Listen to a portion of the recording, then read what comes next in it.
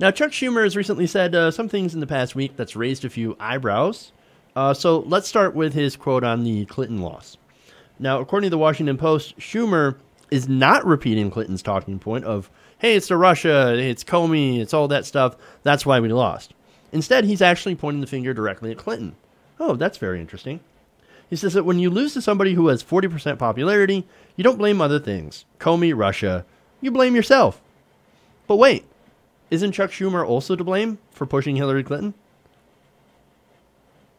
I mean, I would also point the blame at him and the rest of the establishment for pushing an also incredibly unpopular candidate to go against another unpopular candidate when we could have had a candidate that was the most popular politician in America and still is. Just saying. Now, he says, so what did we do wrong? People didn't know what we stood for, just that we were against Trump and still believe that. I think he's actually partly right. A lot of people don't know what the Democrats stand for, other than, of course, corporate-friendly policies and centrist positions. For example, 10-10 minimum wage, right? Sure, it's an increase, but it's a little bit of an increase, and actually it's a safe increase. Because, the donors in the fast food industry, they'll still bitch, but that's part of the theater, right? But eventually they would go along with something like that. The Republicans, of course, would all complain and, oh my God, how dare you raise the minimum wage? It's going to hurt. The same thing that they've been doing since the whole idea of a minimum wage came into existence. But eventually it was going to get 10-10, and then people were going to be like, hey, right? At least we got something out of it, even though it was not very much. That's the kind of policies the Democrats had pushed for years, especially under President Obama. Not exactly bold, right? Sure, it's a little bit of a step up, but it's kind of mealy-mouthed. It's kind of milquetoast, pretty centrist, right? It's that, again, that incrementalism. Oh, we got to take baby steps. We can't do that. It'll upset the markets too much if we raise minimum wage within, 2 years, 3 years? Which is what some of the plans are anyway. So, I mean, that's just one of the examples. So, my question is, though, is Chuck Schumer trying to get it? Does he actually get it, or is this just more pandering without substance? That's a great question. The optimist in me want to say, oh, they're waking up. The pessimist in me is saying, no, this is just more empty pandering. Chuck Schumer also woke up recently and was like, oh, Democrats need an economic message. Holy shit, who'd have thought? I know, right?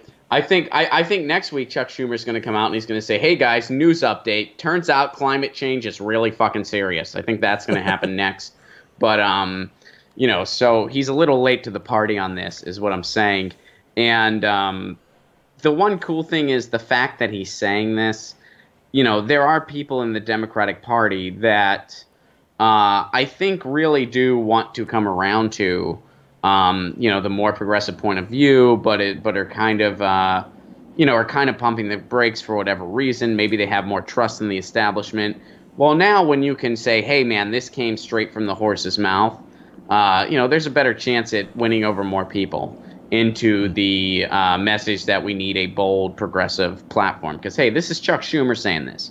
This isn't, Bernie Bros saying this or whatever. This is Chuck Schumer, one of the quote-unquote leaders of the party, you look at this guy, and he is about as inspiring as Bob Dole on Ambient as far as leadership goes.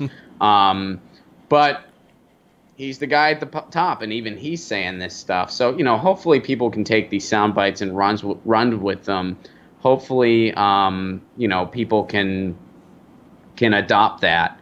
And, people with more power can kind of run with that, like a Tulsi Gabbard or an Elizabeth Warren, who finally came out in favor of single payer, and, of course, a Bernie Sanders. So it's good that he's saying it no matter what. Whether his intentions are genuine, I don't think we know. I think time will tell.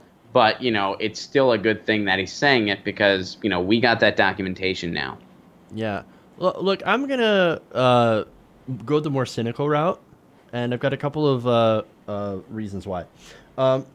So let's go to Pelosi, who in a separate interview said, "Oh, I agree with Chuck Schumer," but she cautioned that, quote, "This is not a course correction, but it's a presentation correction."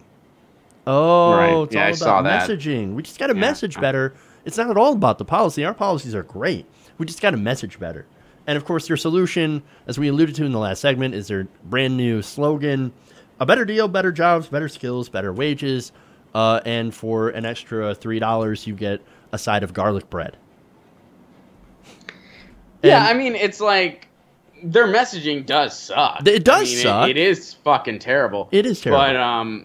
But yeah, you need better policies. Exactly. Too. And You can't skate around the fight for 15. You need to embrace it. You can't use right-wing talking points against single-payer healthcare. You have to embrace single-payer healthcare. You need to have a Green New Deal, and there's policies out there for it. You need to do something about the crippling student loan debt. Otherwise, education is going to be something for the elite and nobody else. And, Democrats, that's going to hurt you. That's going to hurt you, Democrats. If you care or not, we don't know, but that's going to hurt you.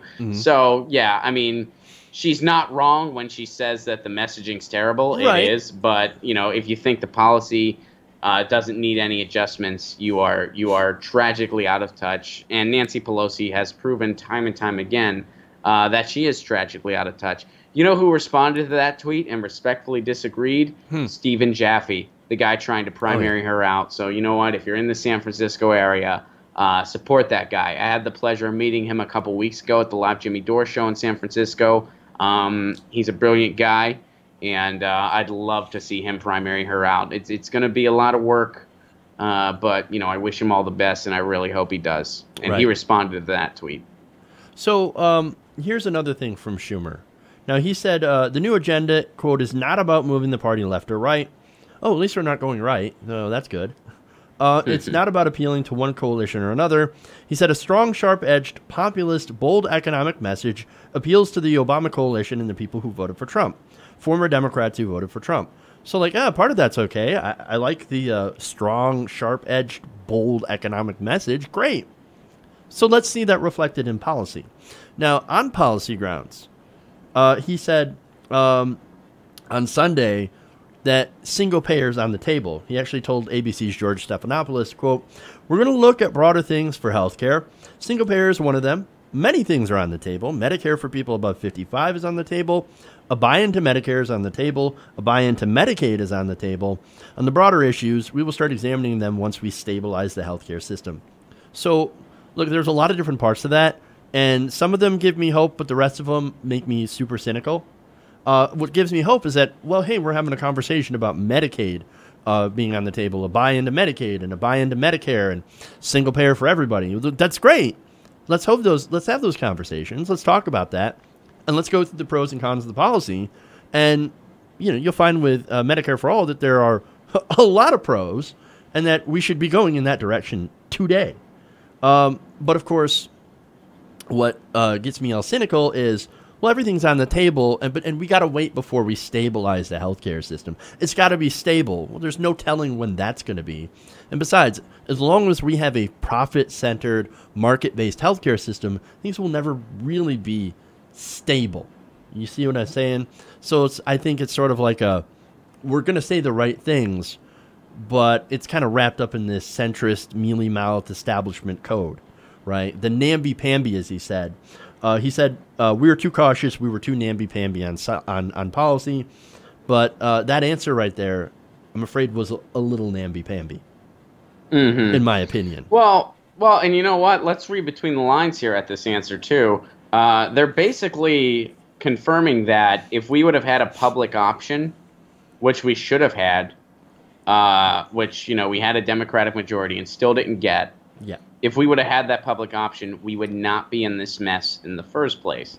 And I'm not trying to blame, like one sole group. There's a lot of people at fault here, but, you can't overlook the fact that, the Obama administration allowed this bill to be completely gutted while there was a Democratic majority.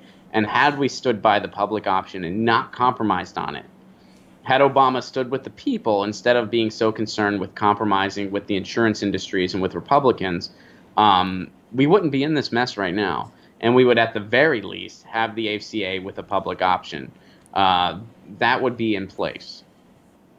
Right. But you know, unfortunately, President Obama was really, really focused on getting any sort of compromise with the centrist, you know, blue dog Democrats, who tend to not win re-election very well, surprisingly enough, or not surprisingly, because why vote Republican light when you can vote Republican, right? Too busy to try to, you know, trying to get those Republican votes when no Republican votes went towards the Affordable Care Act at all. And they've been spending 7 years trying to destroy it. And they might actually have, they might actually succeed here soon. And that's probably the worst part of it. So that's why you don't go for half measures. That's why you go for the, you know, like you go for the full loaf, right? Because right now what we've ended up with is crumbs. So that's why we need something strong. Now, if Chuck Schumer is serious, which, again, there's a lot of distrust on this.